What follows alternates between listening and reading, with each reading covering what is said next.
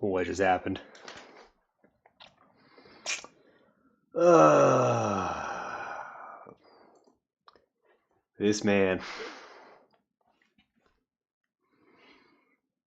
just absolutely dismantled my franchise. Kirk Cousins went for 509 passing yards. All right, I simply don't know what to say. We should add that game. I don't know if it was the Bucky Irving fumble that did it. What a great fucking punch. I don't know.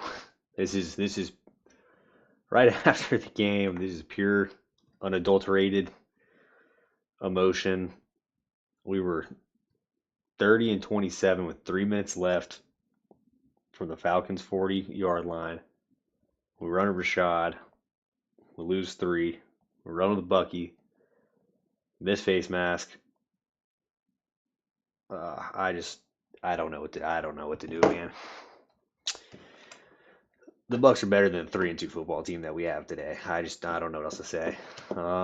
Pick lost. 0-1. Sorry. We'll be back this weekend with some better picks. Hopefully we don't have a bad beat like that, because that was heartbreaking. Thanks for tuning in. Hope you enjoyed me sulking in my misery. Peace out.